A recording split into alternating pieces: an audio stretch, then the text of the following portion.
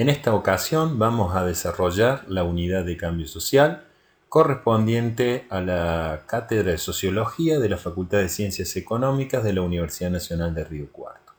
En primera instancia, para poder empezar a comprender el concepto de cambio social y su importancia, o sea, el impacto que tiene el cambio social, lo vamos a estar viendo, entendiendo como lo define uno de los autores, Mazzoni y Plummer.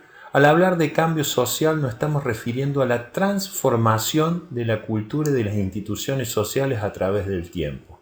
Cuando hablamos de transformación son las modificaciones que se van dando en ese estrato social y no solo en la estructura, sino también en la transformación de los pilares que conforman la cultura, es decir, en ese conjunto de normas, valores, creencias, costumbres que se van modificando. Muchas veces se van haciendo más homogéneos al proceso global y otras veces van teniendo un grado de heterogeneidad, se van desagregando un poquito cada una de las propiedades que van delimitando a esa cultura. Y también de las transformaciones de las instituciones, esas instituciones sociales que son significativas para el funcionamiento de toda una sociedad.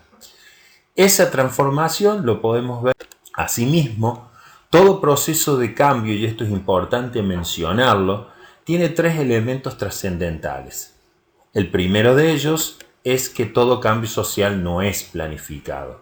No existe sociedad en el mundo ni situación global donde los cambios sociales se puedan llevar a cabo porque no existe poder, energía suficiente o acción individual para producir un proceso de cambio en la modificación de la estructura social. Es decir, esos cambios significativos se van dando también un poco por este sistema del funcionalismo que tiene el mundo global y no lo puede estar manejando una persona en particular. Una persona no tiene los suficientes recursos ni las acciones para provocar un cambio planificado. Otro de los elementos que nosotros vamos a hacer mención es que el cambio social surge en todas partes del mundo. Es decir, ninguna sociedad puede aislarse de una situación, y más aún en un mundo global. ¿Qué mejor ejemplo del que nos está pasando en la actualidad? ¿Quién iba a prever que nos iba a pasar una epidemia o una pandemia como esta característica y que nos iba a alcanzarnos a todas las sociedades del mundo?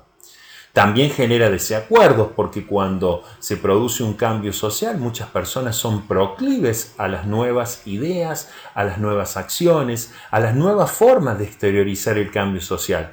Y otros no, están en desacuerdo porque tienen resistencias, porque no están de acuerdo, porque tienen identidades culturales totalmente diferentes. Entonces también es una fuente de resistencia y desacuerdos. Muchos de ellos a veces son con la sola palabra la disconformidad, la opinión diferente, el conflicto social también se puede estar manifestando de estas características. Y es allí donde existe una confrontación y puede aparecer, como veíamos en unidades anteriores, el concepto de contracultura. Cuando estamos en desacuerdo, actores, está abordado por diferentes tipos de teorías del cambio social. ¿Qué es una teoría? Un enfoque sistémico de diferentes autores que van a explicar por qué se produce ese cambio social, y existen dos grandes corrientes. Lo podemos ver en la figura gráfica.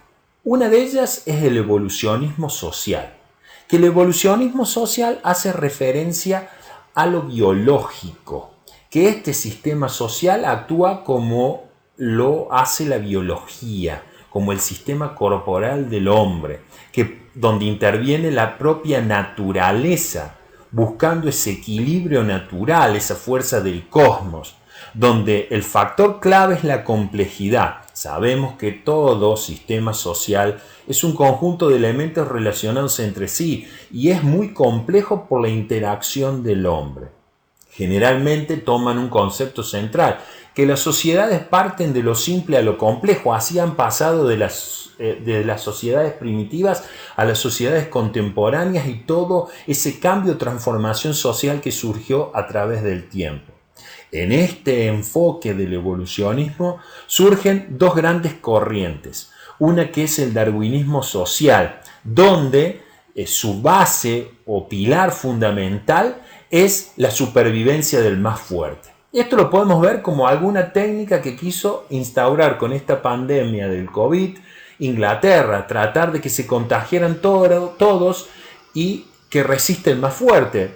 Pero toda sociedad que tiene un equilibrio natural, que tiene un proteccionismo, ve que esto es contraproducente y va en desmedro del sistema, de aquellos que pueden aportar muchísimas cosas, pero no desde lo físico, sino de lo intelectual. Y esta ley no es tan tajante, es hasta contraproducente en algunos aspectos. Fíjense hoy cómo tuvieron que revertir una situación que los desbordaba.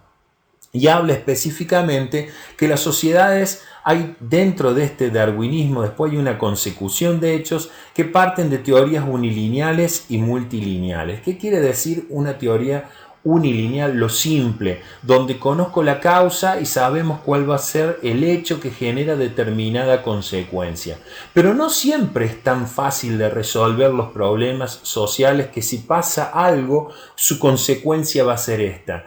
Podemos obtener el mismo resultado, se pueden llegar a producir resultados similares o diferentes, pero no por un camino unilineal, sino que hay una convergencia de hechos producto de esta complejidad social donde interactúan una serie de factores que producen la misma consecuencia o el mismo efecto. Y también esta teoría del evolucionismo social tiene parte dentro de lo que menciona Parsons. Parsons basa su teoría, que no es tan simplista desde el punto de vista de lo biológico. Dice que también aparecen una serie de universales claves que dan esta transformación social. Y esos universales claves que se fueron dando con la evolución de las sociedades, donde aparece el lenguaje como elemento sustancial para comunicarnos, el parentesco, la religión y la tecnología, como elementos universales clave para el desarrollo y transformación social. Desde esa visión vimos un poquito en forma sintética lo que es el evolucionismo. Del otro lado tenemos el materialismo histórico, donde su mayor exponente es Marx. Y Marx basa su teoría en dos grandes ejes: lo económico como la variable clave de la transformación social, donde lo económico y en esa interacción con el medio material te permite generar este dinamismo y transformación social, donde las fuerzas de producción son elemento clave, donde dan la rueda energía del proceso de transformación. Uno de los hechos que vimos más trascendentales relacionados es la revolución industrial, donde muestra y manifiesta este hecho social tan significativo, económico, social, de trascendencia. En grandes rasgos vimos las dos grandes teorías. Ahora sí, existen críticas que se le hace al evolucionismo. Uno de los principales autores, Giddens, menciona que las teorías evolucionistas tienen dificultades. ¿Por qué? Porque no está claro que toda evolución social se asemeje a la evolución del mundo natural. No es tan simplista, no es tan fácil de demostrar. Y también Weber, uno de los sociólogos contemporáneos más significativos, no solo cuestiona o critica a lo mencionado anteriormente por Giddens, sino que dice que sería muy fácil demostrar que todo es un factor biológico de transformación, o que también existe un solo factor como el económico para demostrar que las estructuras sociales se modifican y se transforman, sino que también, como habíamos visto en unidades anteriores, el poder, quién lo detenta, quién lo ejerce, la ideología y la participación del gobierno son desencadenantes para darles más energía o más tranquilidad y lentitud a este proceso de cambio social. En síntesis, todo cambio social responde a tres fuentes que contemplan o conforman el proceso de cambio social. Uno es el descubrimiento. ¿Qué es el descubrimiento? Algo que existía pero que no era de conocimiento del mundo. Entonces, Cuando se lo conoce, se lo exterioriza.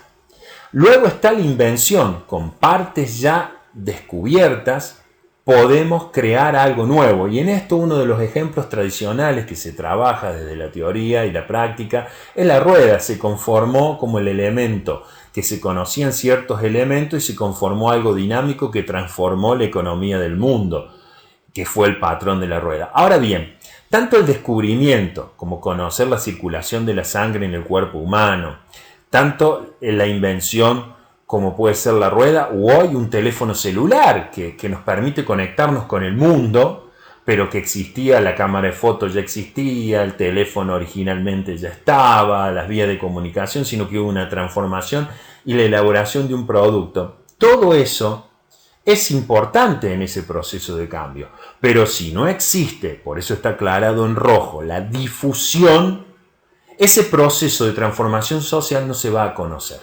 Nosotros podemos crear algo muy novedoso y lo dejamos en 4 paredes, no va a trascender, no lo van a conocer y no va a tener esa consecuencia que nosotros queremos hacer. Entonces el proceso de cambio social, si no existe la difusión, no es posible llevarlo a cabo. A continuación vamos a ver las últimas filminas que hacen referencia a cuáles son las causas del cambio. Nombré algunas. ¿Cuáles son causas del cambio? Cambios que se producen en la estructura o en la conformación de una población. Los factores demográficos, la edad de su población, etc. Los factores sociales y biológicos, es decir, aquellos cambios que hacen referencia al comportamiento de las personas y a su integridad biológica o física.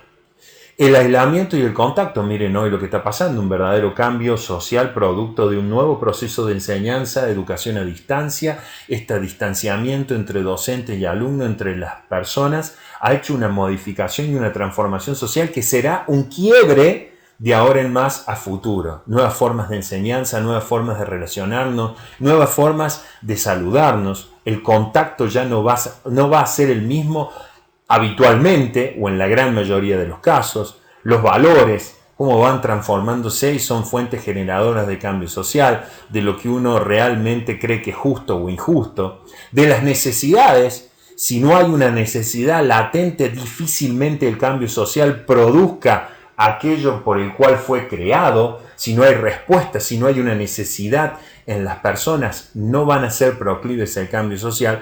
Y fundamentalmente la base cultural, es decir, esas normas, valores, creencias y costumbres, qué tan arraigadas son en la sociedad para que se pueda producir el cambio social.